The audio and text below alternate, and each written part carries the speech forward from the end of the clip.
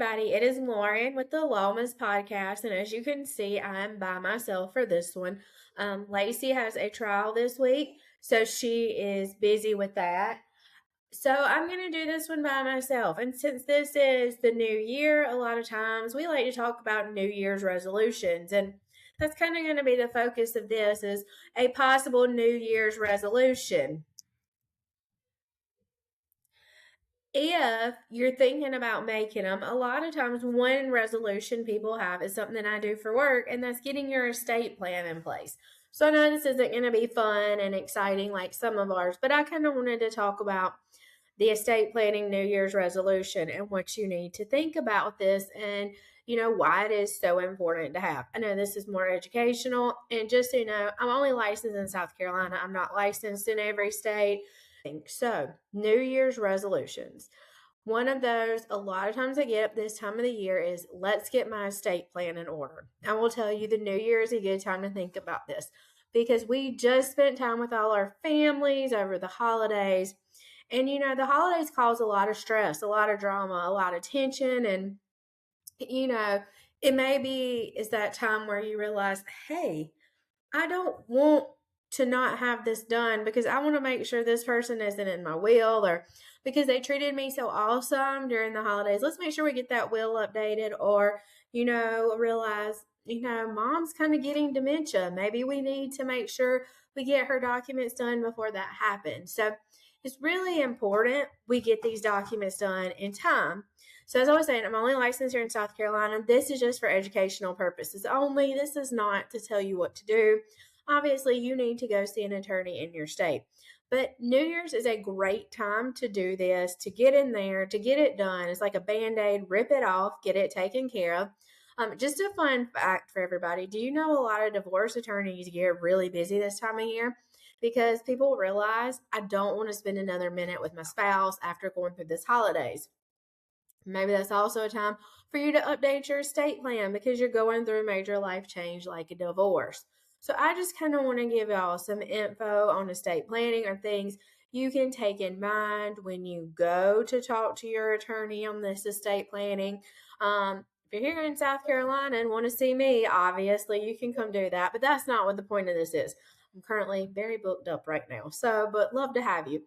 But the point of this is I want to give education because so many people die without ever doing a will, or so many people have life happen and become incapacitated. And then they can't make medical decisions for themselves. I think one of the biggest things is, as y'all know, me and Lacey are in our late 30s. And a lot of people our age don't really think about it because we're like, I'm young, I'm healthy, nothing's going to happen. But we all know good and well, nobody's guaranteed a happy, healthy tomorrow.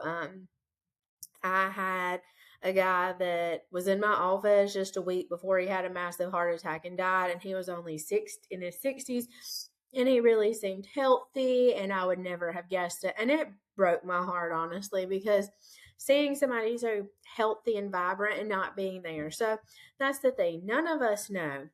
So I always push people. We need to get powers of attorney done. Now, every state is different, but usually there's two different powers of attorneys we like to think about. A medical one, so somebody can make medical decisions for us, or a financial one with somebody to make financial decisions. And so many times husbands and wives are like, I don't need this. We bank together.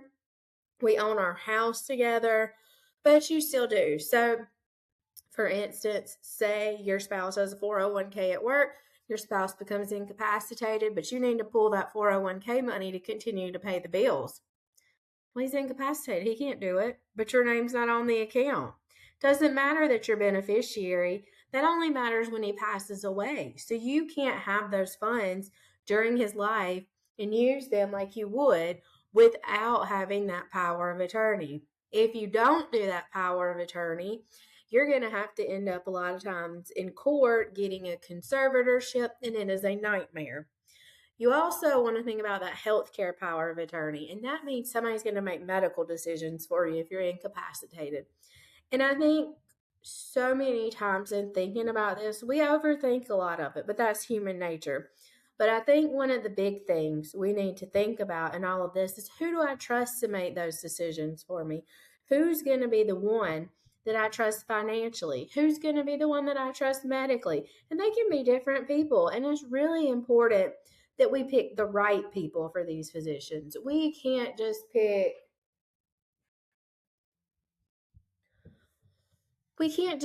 whoever. Maybe you have a good friend and you want to pick them, but they're terrible with money. Well, don't pick them. You need to pick someone who's good with money to handle your finances. If you don't do that, my children keep peeking at the window of my home office. I normally try to record these at my office because of that.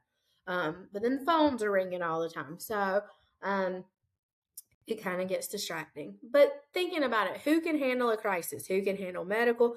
Who can handle financial? And then the other thing, I'm not going to get into trust and all the different details with those because I don't really think I want to go that deep with y'all right now. And this is kind of just an overview. But realistically, you need a will because you need to say who your assets are going to go to when you die. And if you're like me and have young children, you need to think about who's going to be the guardian of those children. What are they going to do? Who is going to manage your children if you are not here? So I think it's really important. Just those are the three essentials, I think. A financial, a medical power of attorney, and having a will. And your will, I think so many times people think, I've got to think really hard. It's going to be a really hard decision.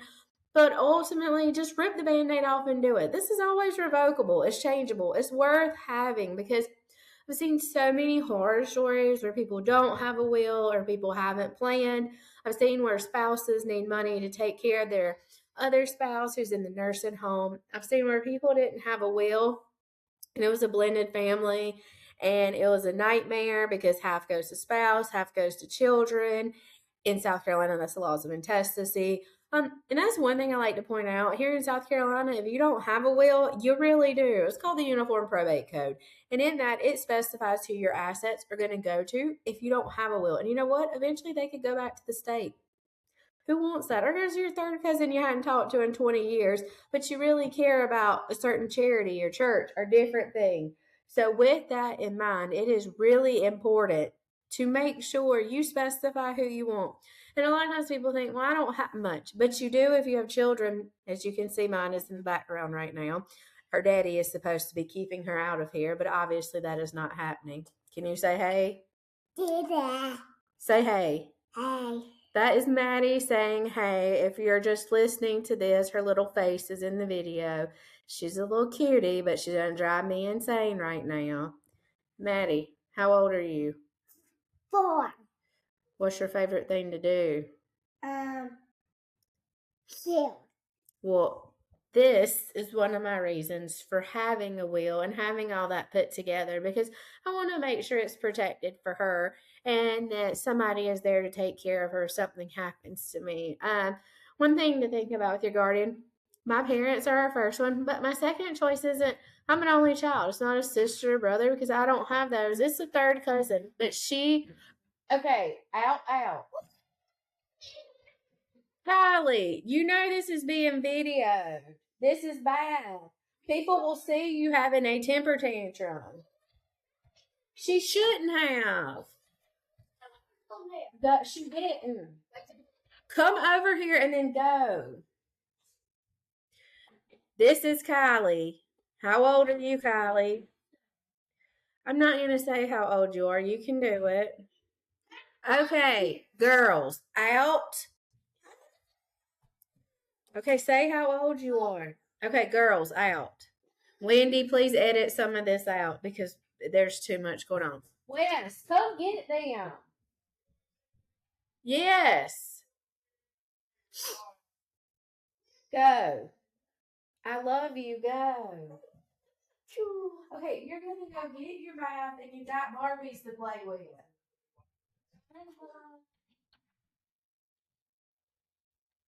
Stop.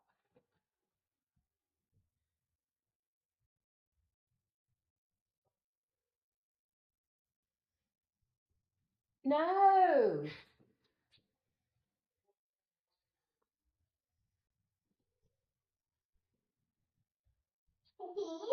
Okay, if you run in here again, there's no more Barbies. They're gone. No, you don't. Come on. Okay, go.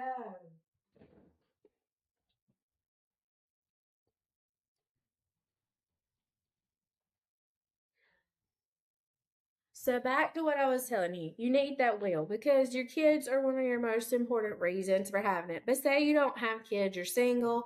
Well, wouldn't you rather stuff go to who you want it to than somebody you don't care about? And I think that's why it's important to do these estate planning documents. I also think it's important because you need to be in charge of what medical decisions you have. And I think that's important is to say, do I want to be on life support or not? Do I want to have a feeding tube or not? Or do you want some family member to make that decision? It's really important for you to take charge and make these decisions because if you don't, it may not be the right person making the decisions for you. So I know that's a big New Year's resolution is let me get my estate planning done. Now's a great time, whatever state you're in, to think about it. There's some great resources online. I'm going to tell you though, don't do your will on Chat GPT. Chat GPT can do some great things, but when it comes to legal stuff, you want to make sure a professional looks over it. And I'm not just saying this because I'm an attorney.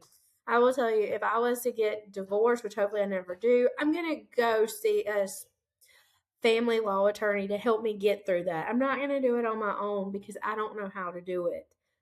I mean, I'm sure I could learn, but I'm not going to do it on my own. So, Harris, because I'm not an expert at that. If I get arrested, I'm calling Lacey. Hopefully that never happens. But the same thing, when you do your estate plan, go to somebody who does estate planning.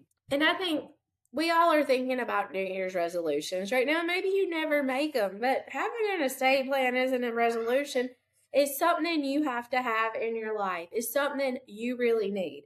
So I think that's something that's great to talk about. While this wasn't as fun and exciting as murder and mayhem and homicide in the holidays and crime, I think this is probably one of the more important things you can do is protect your family, protect your assets, and make that plan and make it somebody you trust and somebody you want to do that. And speaking of New Year's resolutions, I'd love to know what are some of yours? What are you doing? What things are you trying to do to make yourself have a better year? I saw one like meme that was like, you don't have to make a New Year's resolution to be a good person. You can make it to be a worse person, but I hope y'all are not doing that.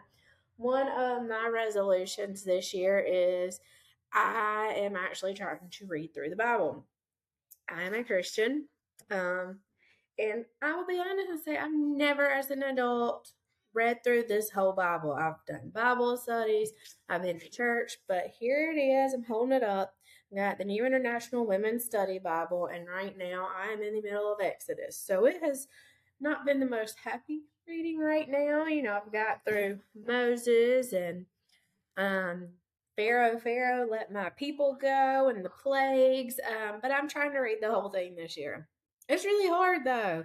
Um, it's not exciting like reading my fairy smut that I just can dig in and read. I want to learn it, I want to study it, and I want to understand because I want to be able to make arguments that I actually understand when somebody says something. So I can say, no, that's not what the Bible teaches. This is what the Bible teaches, kind of thing. And my interpretation of it, which I know we all have different ways to interpret it. And that's just one of my goals for this year. It's nothing fancy.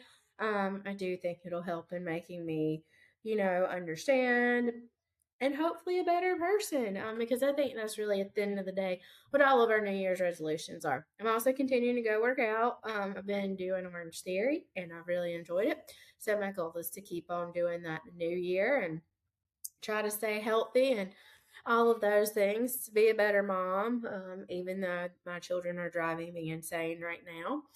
Because they don't want to let me get work done and to have a good work life balance. But I'm probably going to need to go to work this weekend, and that's okay because sometimes we have to do that because so much is going on. And I think so many working moms feel so much pressure with that, which is one of the reasons we actually started this podcast was because we are working moms and showing the struggle and the different things that go on.